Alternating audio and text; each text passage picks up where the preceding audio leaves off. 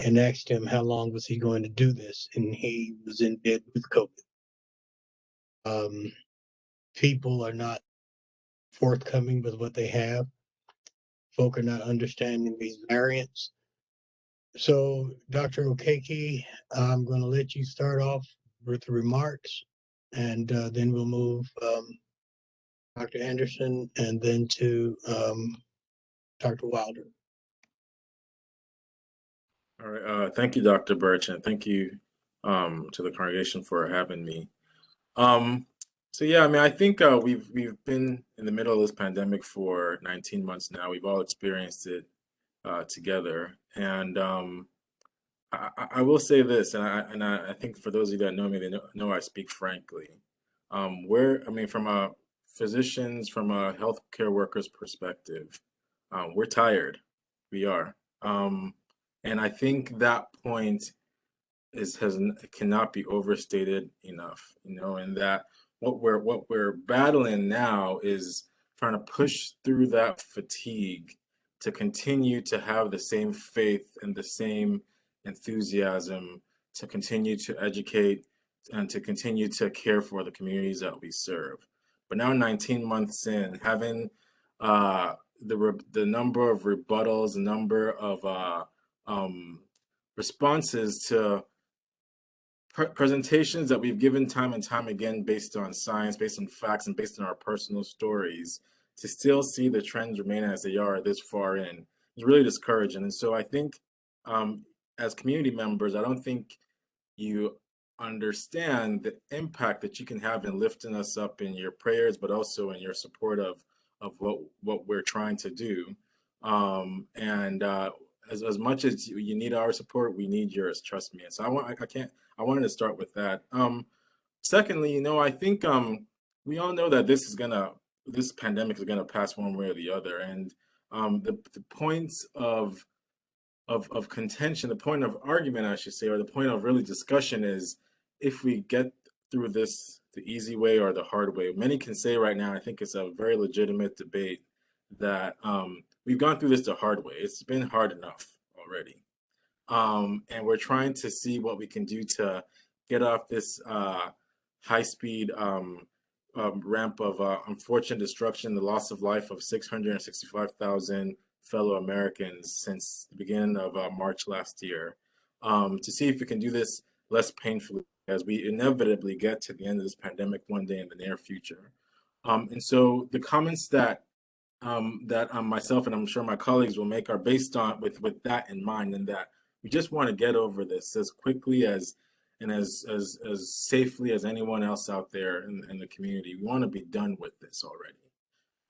And so I will also say that as much as the fatigue kind of hits us from a healthcare worker's perspective, we also know that amongst many things that drives us to do it anyway, despite the fatigue, is the fact that we know that the people that spread misinformation on this virus will never be tired. For whatever their motivations are, we know that we are the counterweight to that misinformation and sources of honestly just frank lies to the community.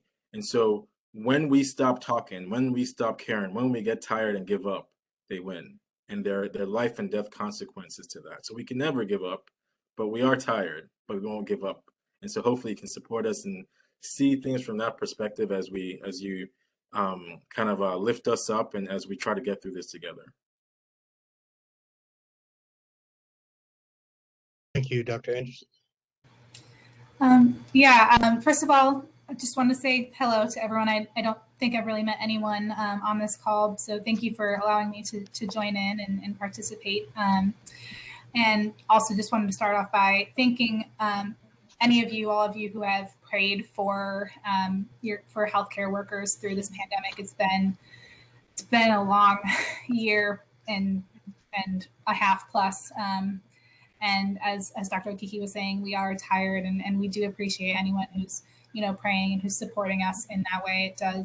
It does a lot of good to know that there are people who do care. I mostly just want to bolster a lot of what Dr. Okeke was saying, and just that agree that what we do and what we're saying comes from a place of wanting to care for our patients and wanting society in general to get through this as quickly as possible, and to reach a place where we are not having so many people dying from something that is for the most part very preventable at this point. And so I agree. I see people every day in the emergency department come in with this and have conversations all the time with people regarding vaccination status and questions regarding that. And it's very frustrating at times to see all the misinformation that is being spread, and the things that are still leading to people getting concerned and putting them at higher risk as a result of all the misinformation that is out there. So hopefully tonight we can answer some of those questions and dispel some of that, and kind of create a path forward for all of us to discuss and move towards a higher vaccination rate. Thank you, Dr. Wilder.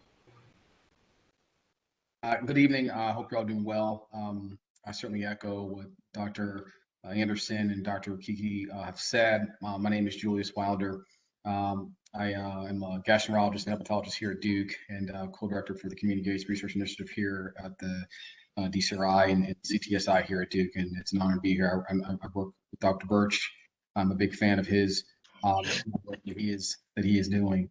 I will be honest with all of you, and I think that Dr. Kiki and Dr. Anderson, you all are very political and kind with your words. Those that know me know that I'm not always as tactful, and all the time, and I do it purposefully for impact. It's not misinformation. It's lies. Okay, it's at a point now where there can be no confusion about this, right? I mean, I think early on in this process, when we were engaging, and I'm talking to the Black community, I'm talking to y'all, all right? When this initially began, there was understandably plenty of fear around this new virus, around this vaccine that was being developed very quickly. There was a new technology involved in its development, and we know how that can be a very scary thing for people of color, given the legacy of who we are and what it's meant, right? What experimentation has been done. We all know about Tuskegee and other examples of where science has essentially tested on us, abused us. We know the legacy of that. But that is not what we're talking about right now. The people dying from COVID look like you. And the fact of the matter is that initial vaccine, the sort of fear of vaccine, then became sort of vaccine hesitancy. And this is now vaccine hysteria. And it is unfortunately coming out of not misinformation, not misinformation in my opinion, but straight lies. I think people have different motivations for why they want to create a certain narrative around this pandemic that unfortunately has been very politicized. But we're here to talk to you about what we can do to save you, to save this community, and quite frankly, to save my children, right? They haven't been vaccinated yet, and unfortunately, their lives are at risk because other people, grown people, are afraid to get a shot because of some ridiculous things that are out there that couldn't possibly be true. So what I think will be good tonight, hopefully, we can get real, have some very honest, open conversations about the concerns that people have. Some of them absolutely are valid, but some of them are not. And we want to make sure we make it very clear about what we can do, make sure we answer whatever we can to help people navigate this and get vaccinated. Because it is people like us that are dying. And quite frankly, we will continue to die, right? Like if you are unvaccinated, you're more than 10 to 15 times likely to die from COVID right now. And if you're not vaccinated, you may be spreading that to your loved ones, to your children, to other people that are trying to do the right thing. And so, let's have an honest conversation and please, be open and allow us to help you navigate this if you're still debating this or there are other questions. I mean, people are willing to get ivermectin, take some ridiculous horse medication at horse medication levels that has no proof. There's no data on that. Instead of taking something that the CDC, the FDA, and all the physicians are saying is safe to take in the vaccine. I mean, that alone is quite frankly ridiculous. I mean, if this was it's almost like a movie we're watching like play out in real life in terms of how absurd some of this is. So, again, please, let's have a conversation. Let's be real about this, and try to navigate some of these issues that people have with vaccination. Because, I am really at a point now where I think we need to be honest and very sharp and straight up and to the point. Because people are dying, and everyone's tired of wearing masks and tired of not being able to do the things they want to do with their lives. The quickest way we get there, and the thing is, we were saying this in last July, right? The quickest way we get there is to develop a vaccine. And the quickest way we get back to our real lives is to get vaccinated. So now we actually have the tool we need to get back to our real lives, right? The limiting factor, right? The rate limiting factor for us having our lives back, our children back to school, us taking vacations, us going to the sports events and the bars and all that stuff is getting vaccinated. That's the rate limiting factor right now. And so let's talk about it. It's an honor to be here. And I look forward to our conversation tonight. Thank you, Dr. Wilder. Dr. Harris, I know you're not, Pastor Harris, excuse me, I know you're not on the panel, but I have a reason for doing this. 15,405 people have died in North Carolina from COVID. How many times would you have to rebuild Mount Zion to preach that many funerals?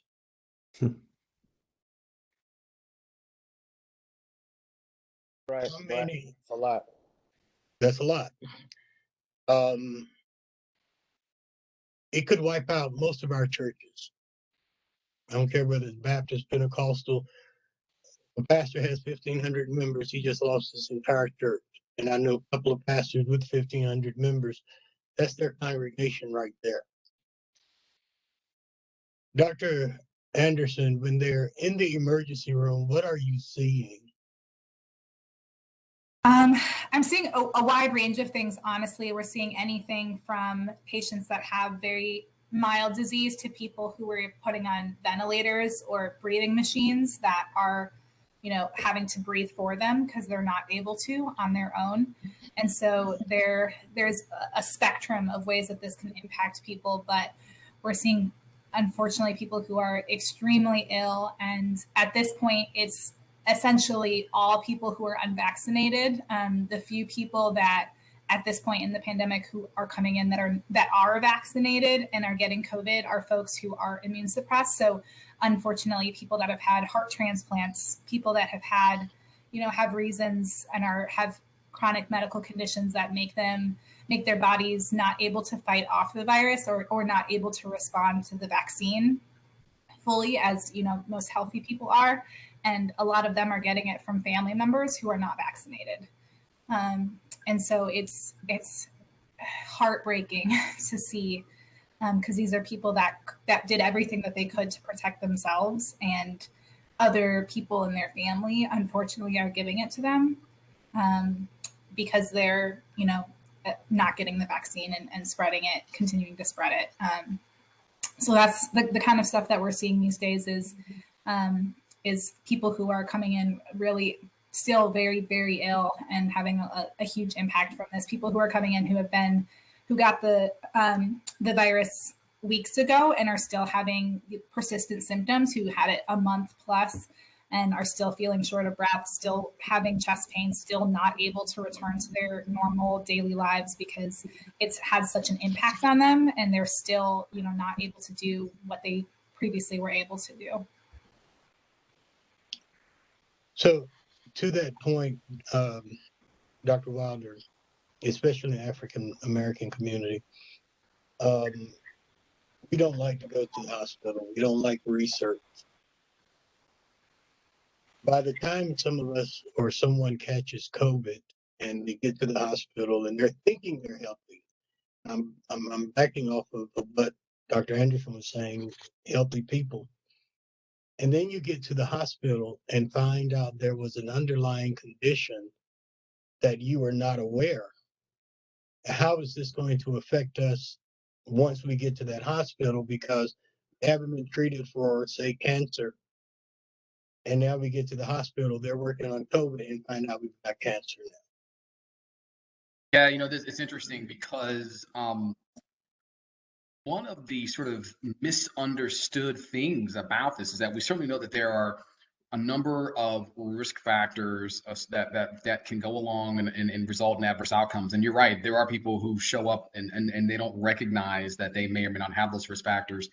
And unfortunately, the reason for that unawareness of the risk that they carry for a bad COVID outcome is the reason they don't know they have diabetes, is the reason they don't have blood pressure, or their kidneys, or the heart issues. It's all because, unfortunately, these social determinants of health that have driven the disproportionate burden of COVID on our community are the same factors that contribute to, or the same sort of that to the COVID, to us having a higher likelihood of having these sort of other risk factors with it. And along the same lines, I think that even if you don't have, all these different risk factors, there are people who are dying of COVID.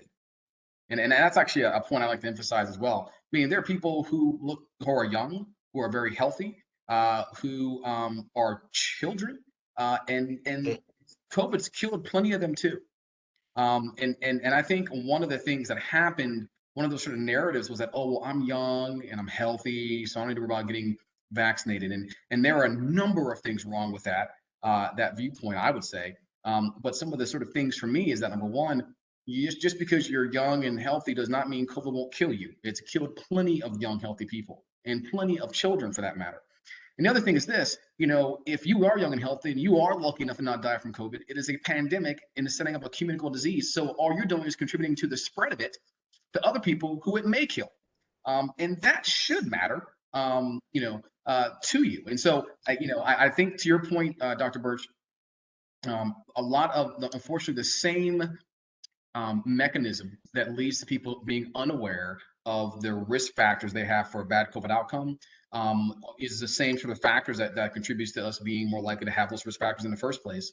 But I would argue that regardless of the risk factors, even if you're healthy and young, you can still die from COVID. You need to know that. You need to get vaccinated. And you can certainly still, even if you don't die from it, get very sick, you can still spread it to other people. And that matters, right? All of that contributes to this thing lasting longer and killing more people and delaying our ability to get back to our lives. Dr. Okeke, I think sometimes we're good at giving words, and you see it on the news, and especially when you talk about infectious diseases. That's a term for some of us. Most folks don't even know what an infectious disease physician is, infectious disease doctor, and a lot of folks didn't know what it was until Dr. Fauci showed up. I was telling someone the other day, and I made mention in our COVID meeting, that COVID is becoming the new HIV. People don't even want to talk about it if they get it. How is this exacerbating us and the problem when it comes to our community and people not wanting to speak about their having COVID because they don't want anybody to know I've got COVID or I had to go get tested because I was around someone? Yeah, I mean, that's a great question, Dr. Birch. And I think, the problem with that, and honestly, even unlike HIV, is that you can actually, you're much more likely to unwittingly spread it to someone that you might actually cause their demise. So if you have HIV and you know you have HIV or you suspect you have HIV, for someone having sex with somebody else, they know, and it takes a certain amount of impetus for them to kind of go through their action having sex with other people when they know that they're positive and they haven't been tested, or if they know they're positive and haven't been tested. So it takes some kind of impetus to actually go ahead with that action. With COVID, it's different because if you say, I think I might have COVID, I'm not going to get tested, or I've been tested, I've seen this too, I've been tested, I'm positive, but I'm not really trying to stay home. You have no idea how many people you're spreading that to. And even more importantly, you have no idea how many people that you've killed. And I mean, and this is talking about Dr. Wilder being frank, how many people that you've killed inadvertently, that you've had a direct hand in their demise or their severe disability because of your, quite frankly, selfishness. And again, we live in a time of euphemisms and half talk and half truths and and soft speak. And I'm telling you, it is true that you spread that COVID, you have led directly to that other person's demise, whether you know it or not. And the only reason why you can sleep at night is because because you don't know if you have or not. But trust me, of all those people that you exposed, someone is not going to do well, and that's on you. And so, I think it goes back to like this whole term that we throw around a lot, which is like community, right? It's good to say, oh, the community this, we're looking out for the community that, it flows out the mouth, people just say whatever. But what does that really mean? What does that mean? It means taking that basic action of looking out for your fellow citizen, your fellow brother. We have our community that it means I, as a community member, will do anything I can to try to make sure that you can pursue the best life possible. If you can't even answer that basic question of, are you doing everything you can to protect your brother? Then what does the word community really mean, right? And so for the person that goes out to say that says, I may have COVID, don't want to talk about it, don't want to spread it because it's convenient for me to keep on going to work, knowing that I may have a deadly illness that I can spread to others, are they really a member of a community? So I'll leave it at that.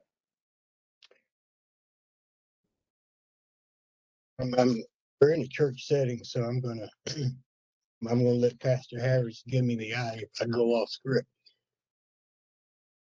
So many of our churches, our folk are having a fit to get back in the building. I recall one of the churches out of state, thank God it wasn't here, they decided they were going to have a choir rehearsal. The minister of music sent out the announcement, 60 people showed up, 60 people got COVID. I hear folk say, God's got it all in control. Matter of fact, the pastor in Louisiana that died, they put it on their website after he passed. God's got it in control. No, he has it in control, but the same God that created us created science. The same God that created us gave us wisdom. The same God that made us gave us some type of intelligence to understand not to walk in front of a gun when some nutcase is outside shooting. Why then do we want to walk into a church and sing the songs of Zion? I love the Lord, just not trying to see him tonight or next week if possible. I can wait. I can. But COVID is worse than the bullet the guy is shooting down the street because you don't see it coming. And by the time it gets to you, then we have this long haul process. And I think one of the words that's being thrown out that I would like all three of you to touch is the variant. We keep saying the variant, the variant. What does that mean? What is it? When you talk about COVID-19, I've heard so many say, oh, it's COVID-19 because it's the 19th SAR or 19 SARS. That's not what I read. That's not what I found. But you hear COVID, then you hear Delta. I think most of you already know that just within the last 3 weeks, we went from having B.1.162 to now it's the mu virus or the mu variant. So I'll start with Dr. Anderson to Dr. Okeke and then to Dr. Wilder. Let's help us understand what that word means, what that variant means. Yeah. So there are different variants that have developed of the virus from the original source virus as it started. And basically, that just means that it's mutated in some way, it's changed in some way to make it easier to transmit usually. And so with COVID, and Dr. Okeke, please correct me if I'm wrong at all on this, but a lot of the surface proteins, the things that help the virus kind of stick to cells have changed, and that can increase the rate of how quickly it transmits or how wide it transmits, how many people it can infect, and thus how deadly it can be. And so the more time that passes, the more time that goes before we get this under control and before we get everyone vaccinated to the point where they can't they can't, continue to transmit the virus as well, the more the virus has the chance to mutate and change and then develop in ways that can make it much more dangerous and much more likely to spread to more and more people. The original virus could only, if you got it, you could only infect a few other people potentially. But the Delta variant is much more dangerous, and you can infect a much larger number of people and more easily through more minimal contact. You don't have to be with them for an extended period of time, and you don't have to be as close to them necessarily to give them the virus, and as a result, make them sick and lead to them potentially dying from the virus. So that is one of the big things to know about that. Yeah, no, I think just to build on Dr. Anderson's point, so yes, I mean everything. I mean, she talked about the variants and how they emerge, which is really, really important because it really depends on transmission events, right? So the longer we go where we have this pandemic and someone is giving it to another person, give it to another person, whether it be vaccinated, unvaccinated, or mostly unvaccinated, the higher the probability is that one of these transmission events or many of these transmission events will produce a new version of the virus that none of us have seen before.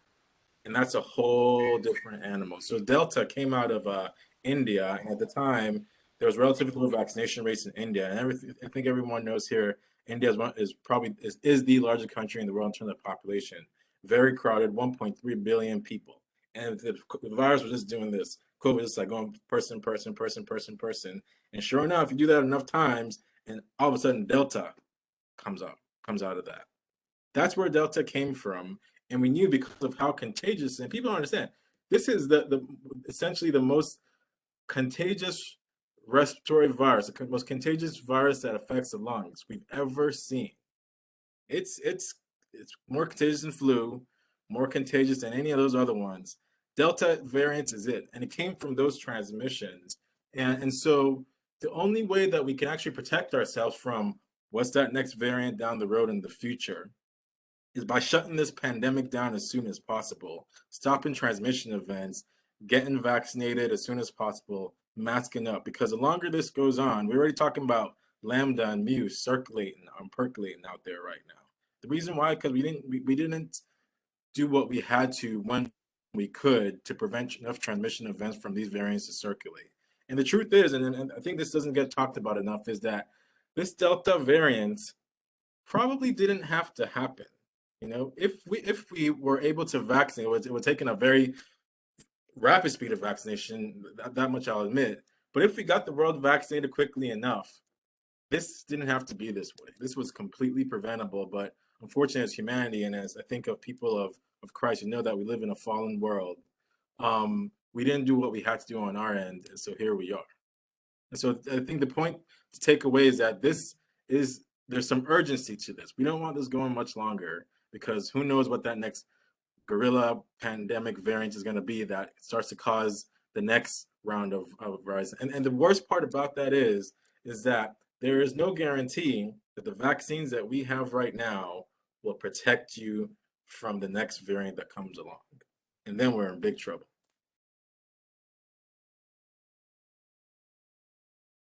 Yeah, I would just add that, I mean, I believe that Anderson and Dr. Kiki hit the nail on the head.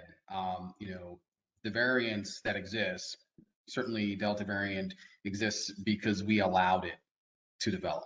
And India is think of India and the way India approached managing the pandemic to what they're doing in Florida. Survival of the fittest, good luck. Keep everything open. The economic well-being of our state is prioritized, or we're not willing to create any kind of infrastructure to support addressing and suppressing this pandemic. And so it was allowed to do its thing in India the same way it's doing its thing in Florida, the same way it's doing its thing in a number of other states in the Southeast, which is why if you look at rates of COVID-19 as well as the presence of the Delta variant, you will see that there's a lot of it here in the Southeast. Because of the way many of our states have taken the sort of approaches that we've taken. And so one other thing I'll add, is that, Dr. Birch began this question with comments about going back to church. And so, based off of what we just talked about, right? So, number one, unfortunately, if you want to go back to church, get vaccinated. That's the first thing. But unfortunately, a number of us aren't. And so because we didn't do the right thing in the first place, and we are in our communities being in many ways ravaged by this thing, it goes back to what Dr. Anderson, Dr. Kiki already said. It is in the setting of transmission that these variants occur. And Dr. Kiki just said this is the most transmissible respiratory virus we've ever seen.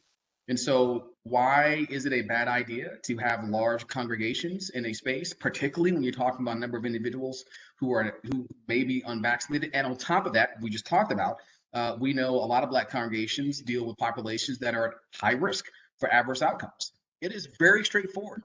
This is not complicated. This is not physics. We like to make things more complicated when we don't like the answer we get. And a lot of times we like to interpret things, including God, in ways that are convenient for what we want to view the world. But the fact of the matter is, God gave us common sense and He gave us a vaccine and we need to get it.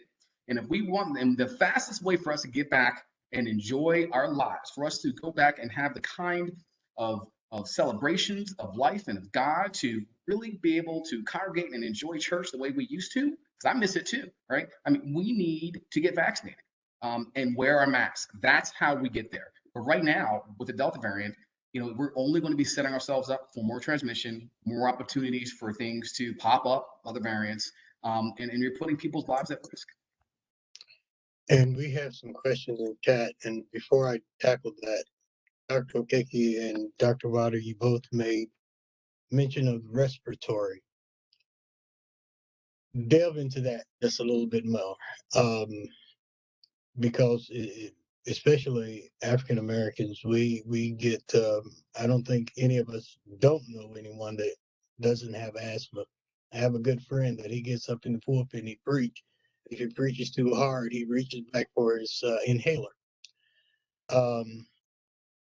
How is this really taking us out when it comes to, we use that word respiratory? Break that down a little bit more, if you will. So I could take it. So yeah, I guess Dr. Birch, your question is what the added risk of having getting COVID and what your outcomes based on your respiratory status. Is that what I'm hearing? Yes. Okay. Yeah. I mean, I think we know that basically having any compromise of your lungs, any chronic lung conditions puts you at increased risk. And so, I had a patient who I come in last week, and I was talking to him, and he's like, "Man, I'm not vaccinated. I don't know what's in that virus. I mean, in that vaccine," he said. And I says, "Well, I mean, there's lots of things we don't know, but I can tell you what we do know. And so let me tell you, let's start with what we do know. We do know that the vaccines are safe and effective. That's no question about it, even against Delta variant. I think there was a question in the chat that we can address more specifically later. But let me tell you what I don't know.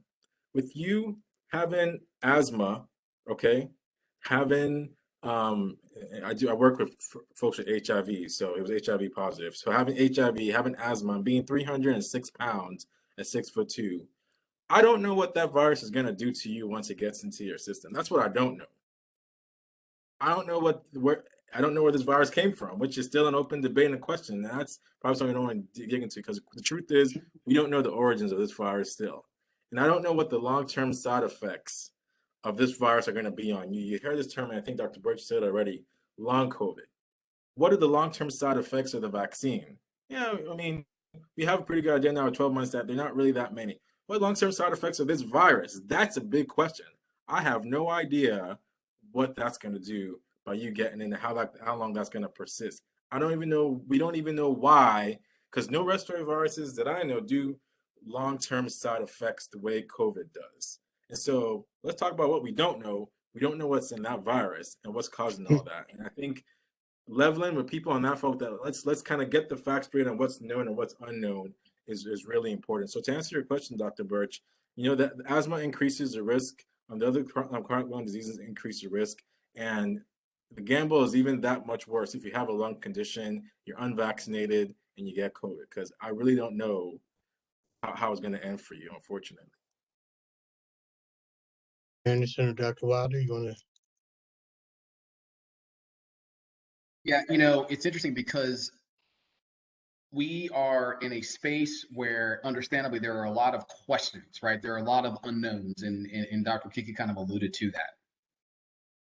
And so if you do have an underlying respiratory issue, you certainly are a person who's at likely greater risk of having bad things happen, but no one's going to predict anything 100%. So then I think in this setting, I mean, we do this in medicine all the time, and I'm sure depending upon what you do, you sort of do the same thing, right? You sort of look at risk benefit.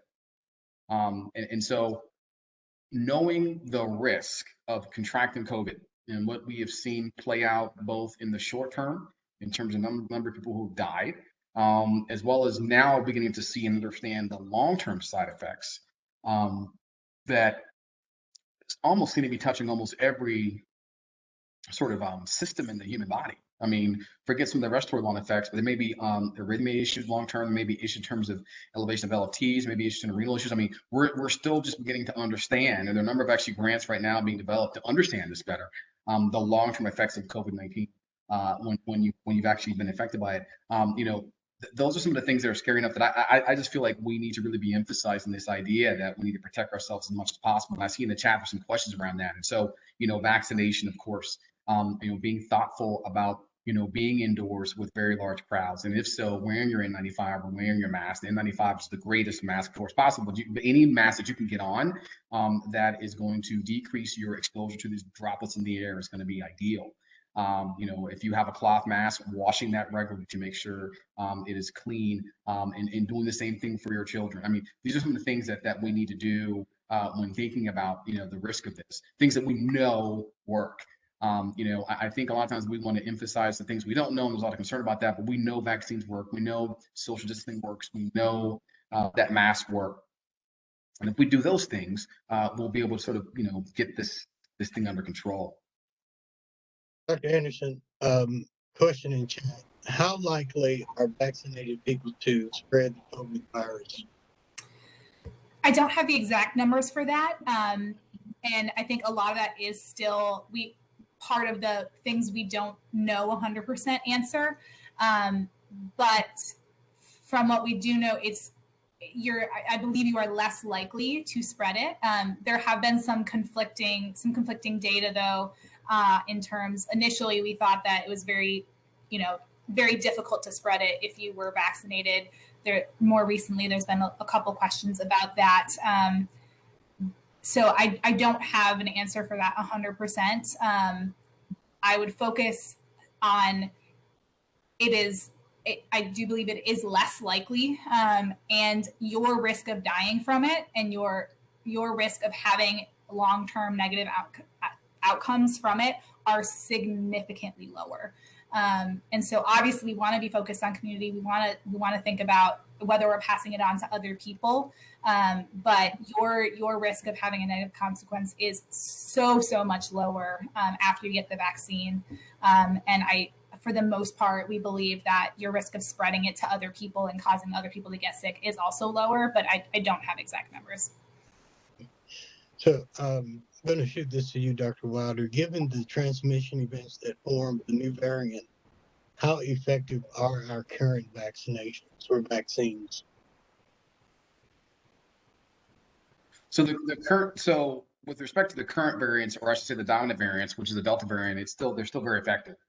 Not as effective against Delta as it was some of the earlier variants that we've seen. But we do know that when vaccinated, the likelihood of you getting COVID, a person vaccinated versus not vaccinated, is way less. You do much better in terms of risk of getting COVID. And if you are vaccinated versus not vaccinated, if you are vaccinated and you get COVID, you do much better in terms of being hospitalized or even needing hospitalization, and certainly way better in terms of death. And so even with the current predominant variants we have right now, we know that you do better across the board, in all relevant categories in terms of if you are vaccinated versus not vaccinated. But I'm going to put this out there. I hate to be Debbie Downer, but But Dr. Kiki touched on this. There are other variants, in other countries around the world that have already popped up. We've all read about Mu and all these other ones that are out there that, again, they are not the predominant ones right now, but they're exactly what Dr. Kiki was talking about, right? That where if they're allowed to fester and replicate and so forth.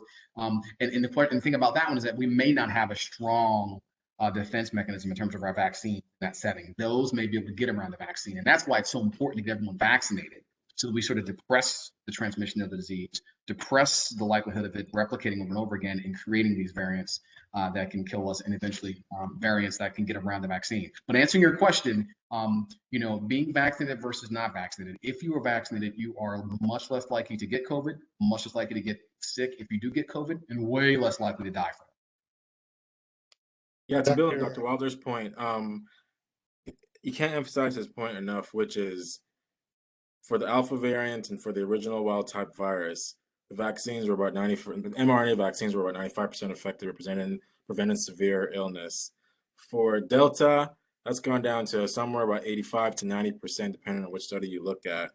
And I don't know that there's a mega variant out there, but the longer this pandemic goes on, could be an omega variant that pops up that end it, and these vaccines are 10% effective, and then we're in a world of trouble. I don't want to see omega variant. That's reason number 755 of why I want to end this thing now. But we don't even want to envision that future. But we know that with the current state of affairs, it's possible that in January, February, omega variant may pop up from wherever, from Brazil or wherever, and 3 months later is in our backyards here in Durham or Cary, wherever you live.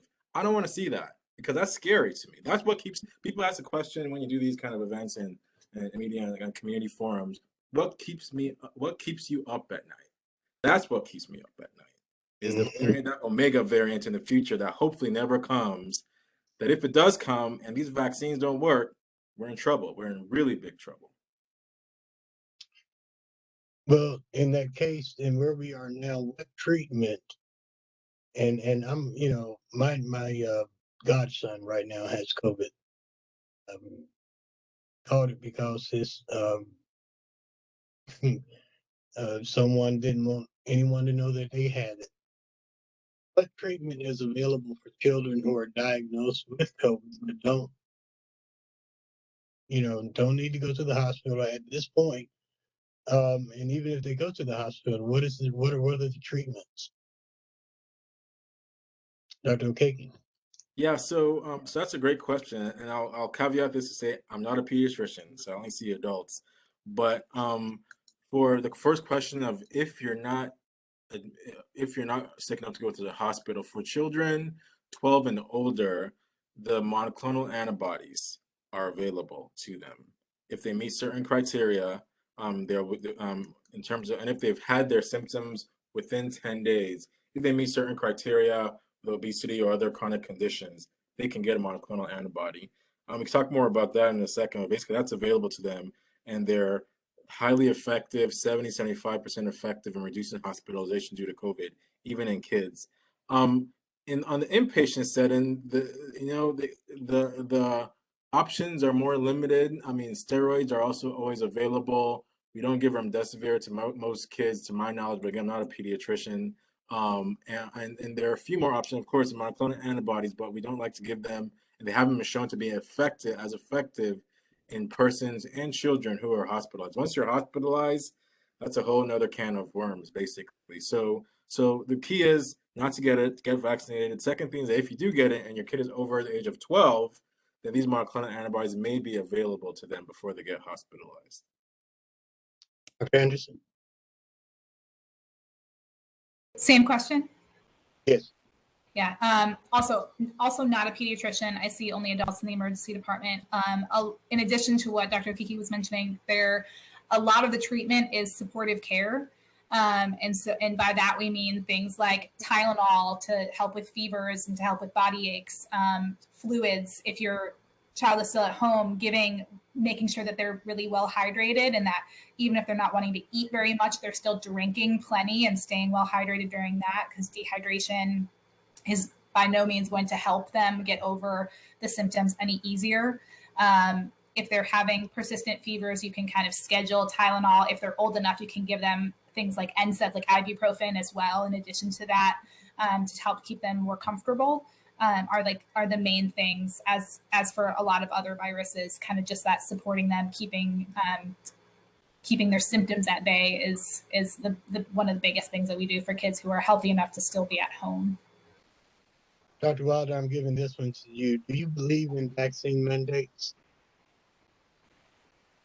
That's a great question, and I will try not to use profanity because this is a church function and I'm a Christian.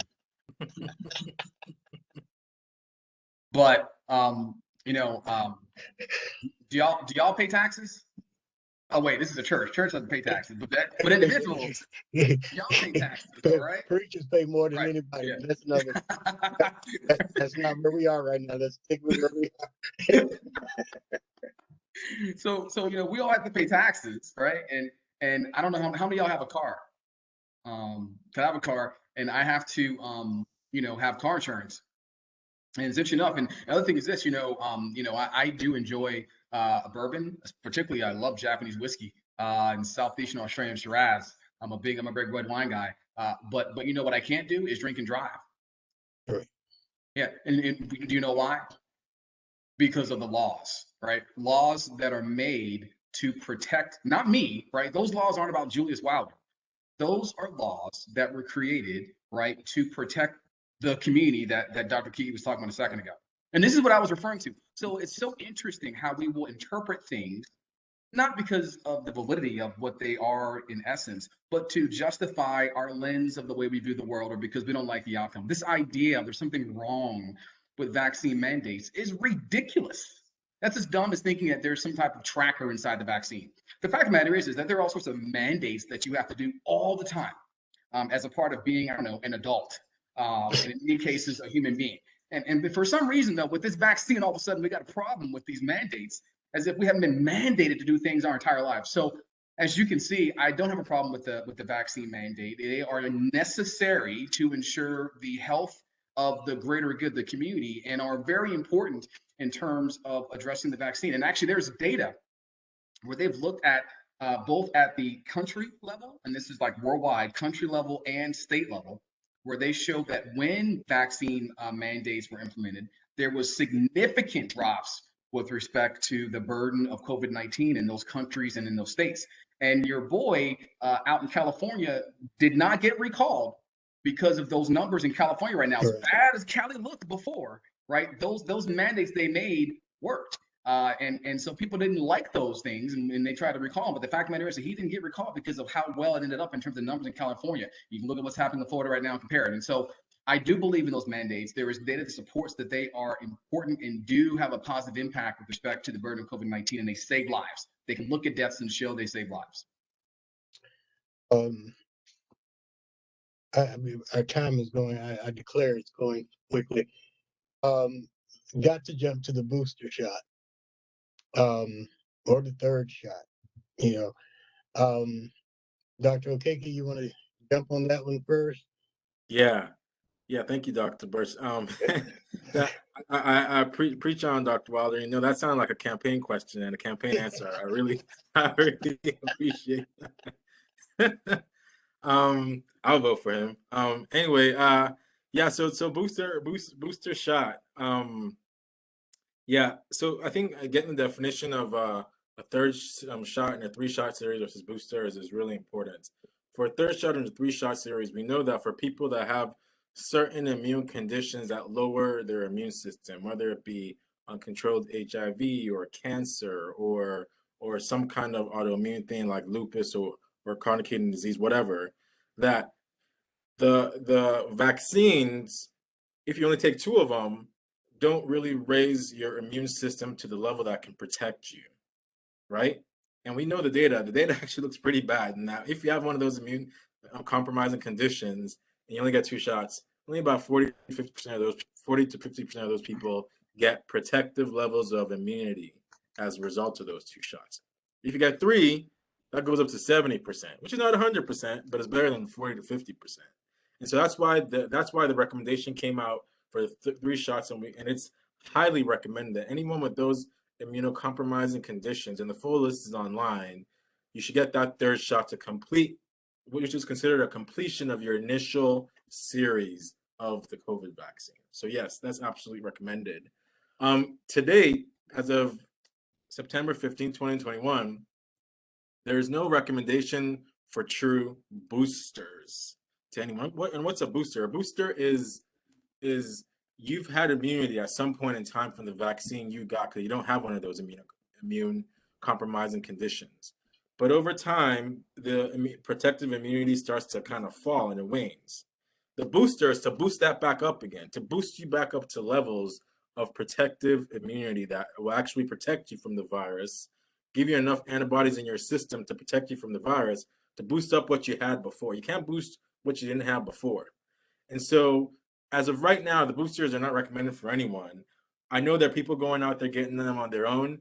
I'm never going to be the one to say, don't do that, whatever, because there is evidence that there's waning immunity. Would I formally recommend it at this time? I think the answer is no.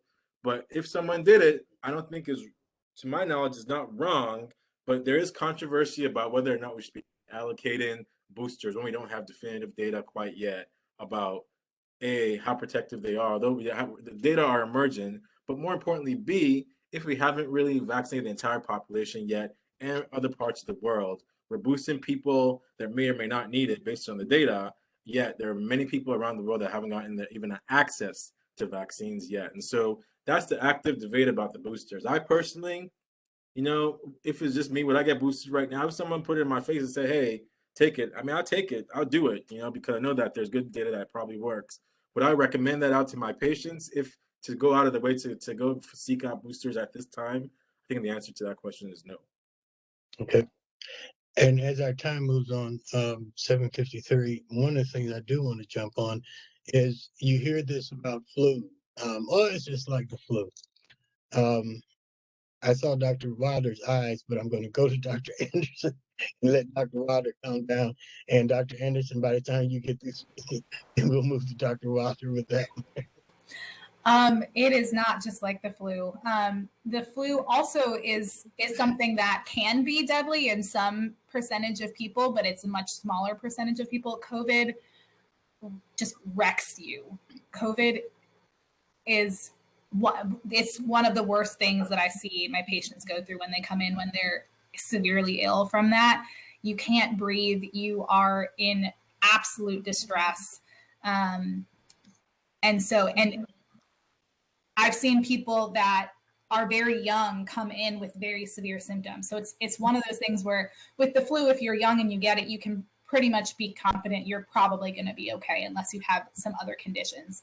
With COVID, I've seen people who are very young come in and die from it and be extremely ill from it. So it's not something, you don't want to take that risk. There's no point to taking that risk because we have something that is at this point in time, as the other doctors were saying, at this point in time is so protective still. We don't know how it's going to be down the road, but right now it's still very protective. And there's just no point in playing that Russian roulette of saying, well, I'll just see what my chances are if I get it. And, I'll probably be fine. Because you just don't know. You really don't. And so there's no reason to even put that risk, like to have that risk be something that you go through, because we have something that can work against it right now. Dr. Wilder? I don't like Tom Brady very much, right? But I want to be Tom Brady, right? He is the GOAT, right? And so if I got on the football field and start throwing a football, I can throw a football. You can hike me the ball. I can maybe find an open receiver, but I'm never going to throw it like Tom Brady. So the reason why I bring that up is because we have not seen the flu shut the world down. We have not seen I understand that we know that the flu is something that can be spread. We understand that the flu is something that there's a vaccine for. By the way, that you should get vaccinated for. And people of color are also less likely to get the flu vaccination. And that's a whole nother discussion. But you should definitely get your flu shot because we anticipate things like flu, and we already know the RSV already are going to be much worse this year because none of us saw it last year. But that's a whole nother conversation. but flu is nothing like COVID-19, as Dr. Anderson said, and I think this is again forced despite the treaties and people viewing things through a lens that really sort of reinforces worldview and what they want. We have not seen flu do anything like we've seen happen in the last year, and we all know this. Just like we all know that there isn't a tracker inside the vaccine. You have a cell phone, so you're already being tracked. If the government wants to track you, that ship is sailed. Sorry, that's done. So get over that. But and oh, by the way, why does the government want to track you anyway? Who are you? I mean, don't get me started on that pathway. But the fact of the matter is, the flu is nothing like COVID-19, and I think the data, just looking at the world right now, that's very obvious. As you obviously done, this by Dr. Wilder is my hero. And we're down to 3 minutes, and I'm going to ask Liz Martin to put in chat because there are so many questions we're not going to get to. But every Tuesday we have a COVID task force, and a lot of the questions that you're asking, we can take care of in that time. But I want to, before I turn it over, give each doctor a minute to say something, and then I'm going to turn over to Pastor Harris. Do you all remember years ago when the young white boy walked up into the church in Charleston, South Carolina? You remember how black churches, African American churches responded? He saw a white man walk in the church. We all started looking around. Deacons started getting up and walking to the back. You don't see COVID walk in, and it's far more deadlier.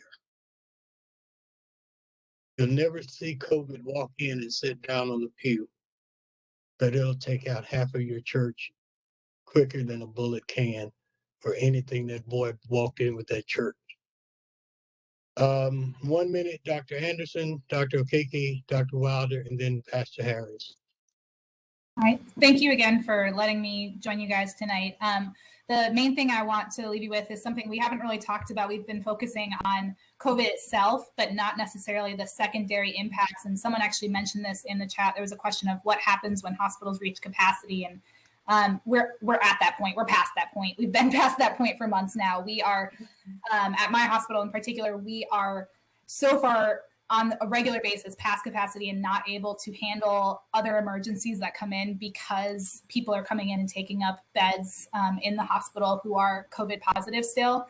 And so our ICUs are full, our regular floor beds are full, everything is filling up, and patients that are coming in that have cancer with complications of that are having heart attacks, that are having other things, are sitting in our waiting rooms for hours. And it's just, as someone who sees those patients every day, I hate it.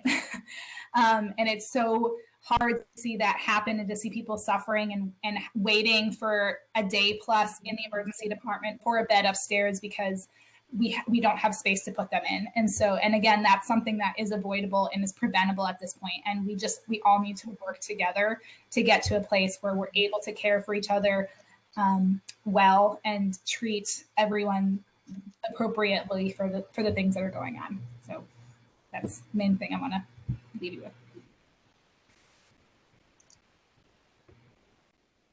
Well, I'll go and thank you, Pastor and Dr. Birch, for having us discuss this. I mean, I think, again, like I spoke about earlier at the outset, we can't have enough of these sessions because the moment we stop talking to the community, the misinformation will always fill that void, and then we've all lost for it. I want to go back to the fact that, as a healthcare worker, all these numbers, all these stories seem abstract, even for people that have had close family members pass away from COVID. It's real, but the acuity of how we've experienced it as healthcare workers, how Dr. Anderson and how Dr. Wilder and their professional experience have experienced COVID is a little different, because one of the stories that sticks with me and will stick with me for the rest of my, hopefully, many, many years in medicine to come is the story of a 39-year-old mother of 4. I walked in the room and I saw her and knew that she already had her head bleed while on ECMO. ECMO is where the circuit breathes for your lungs because your lungs are so torn up that they can't even oxygenate themselves anymore. From COVID, she had this, and she was laying in that thing. Now, her story was that she actually had COVID, was tested as part of a routine screen when she walked into the hospital to have her fourth child. The child was born fine. She felt fine at the time of delivery. And then 3 days after delivery, before she was about to get discharged from the hospital, her situation turned for the worst. She never made it out that hospital. And that baby now will never know their mother. I'm trying not to get emotional. 665,000 people have died of this, but I remember that one because the question I asked while I was at her bedside on that last day was, we talk about privilege, white privilege in this anti-racist society. And the question I thought about was the privilege of life itself. The fact that we can have this conversation is a privilege.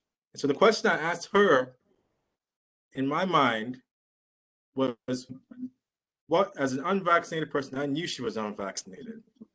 What would she do? What would she give to have a chance at a conversation like this? What would she give if I could pull this vaccine out my pocket and give it to her now? And I want everyone to think about that 665,000 times over. That's 1 in every 500 Americans that have already lost their lives needlessly to this virus. Think about it when you're perseverating, that privilege of life is not guaranteed and is not infinite. And the fact that we can have these conversations is a privilege. So please take advantage of it while you can, because of the many things that we don't know as mere humans. I do not know your future, and I do not know if you get this virus and you're unvaccinated, where that will land you. The one last thing I will say is that for my own personal risk of COVID being vaccinated, I'm not scared of COVID for me. If I get COVID right now, I will be okay. That much I do know. What I don't know is if you're unvaccinated and I'm talking to you, if I give you COVID by accident, I don't know what's going to happen to you. And that scares me. And it scares me for my children. And it scares me for the rest of society. It scares me for the healthcare worker that we burden with that care. And the only way we get past this is to be a community and act like a community and take a look out for each other. So thank you for this opportunity. I went over my time, but please remember that this is a privilege of life that's not infinite. Choose wisely. Wilder. Yeah, amen to that. So, I don't know that I have a whole lot to add to what Dr. Anderson and Dr. Kiki has said. They have both very eloquently, I think, provided some final comments for us to chew on. It's a privilege and honor to be here tonight, and I applaud all of you. And thank you for putting this on and giving us the opportunity to be here and share our knowledge and our experiences. Hopefully, what we've talked about tonight is helpful. This is still, a fight that we are in. We've lost more lives to COVID than we lost in the Civil War, and the World Wars, and so we're still fighting this fight. And the best way to fight it is for you to get vaccinated. It's the best thing you can do for yourself. Right now, it's the best thing you can do for anyone that you love, including your loved ones, your mom, your dad, your partner, your children. Because the longer you are unvaccinated, the more likely it is that you will die or you can contribute to someone else dying. And if we're all Christians, that's right, I said it. If we all consider ourselves Christians, I think we need to be very thoughtful about what that means. We're worried about going back to church, but you're not worried about killing people with a virus you can protect yourself from. Right? We need to have some very honest and oftentimes uncomfortable conversation with ourselves. What would Jesus really do? Right? Remember that? What would Jesus do? I think he'd be vaccinated.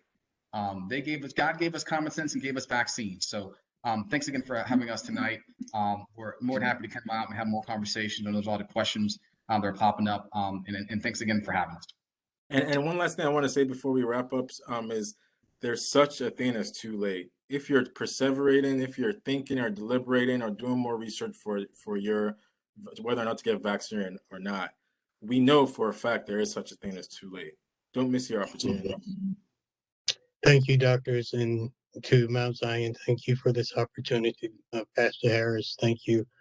And in my closing, the worst thing as a chaplain at Duke Regional is to have to go give last rites, and I can't walk in that room. And I've had family members say, "Can you go in and just lay your hands on them?" No, I can't. I can't. I can't. You want to let me do that. Even if you didn't, I won't do that because I have children I have to take care of, grandchildren I want to see. If you're a preacher on this call and you've ever went to the hospital to pray for someone, you remember how it was to hold their hand and pray? We can't do that now because people don't want to get a vaccine. Are you kidding me? Pastor Harris, thank you. Thank you for allowing us this moment, and it's in your hands, sir. And then you can move to whomever you want. Well, thank you all so much for just coming and sharing with us. I want to echo what you guys are saying. We really do want to encourage people to get vaccinated, to do those because it is tough. It's very tough to, as a pastor, to try to minister, to go in, and even personally for me right now, I'm actually out of state. I'm in Michigan to visit my mom, who is in a hospital or in a nursing home, and they just shut the nursing home down because of a COVID case. And the only reason I can get in there to see her is because she's receiving hospice care. And so, but I think about the other families who can't come in to see their loved ones because COVID has happened. So I definitely echo just a concern for people to be able to get the vaccine and do those things. So we just want to encourage people. So thank you guys so much. The great information, a lot of questions. We may want to engage you guys some more in the future and get you guys coming back. Thank you, Dr. Wilder, for not cussing, but I appreciate your passion. Appreciate your passion. But we do thank you guys so much. We do want to say for our members and those, especially for our members, that we do have our care ministry. There's some people there who are Duke ambassadors that if you do need additional help with some medical resources or recommendations, please come see us in our care ministry. We'll be able to try to help point you in the right direction as well. So again, I can't say thanks enough. I want to encourage everyone as we consider vaccination. And so thankful for those of our members who have already gotten the vaccine and have been vaccinated. And we want to just pray, especially as I hear you guys' hearts and I know how tough it can be.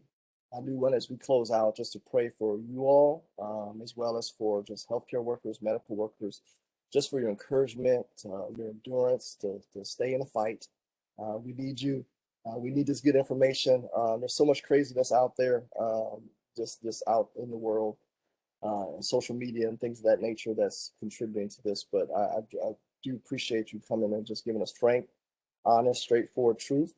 And we're going to hopefully we can be ambassadors of that to spread that on for our congregation as well as our extended community. And we talk about the community a lot, right? As a church, I've been focusing on the last few sermons about just us being a church community and caring for one another. This is one way we can care for one another. So, all right. Well, I think that's it. I want to close this out and just pray for you guys as well. And I just pray overall and then dismiss us. So let's pray.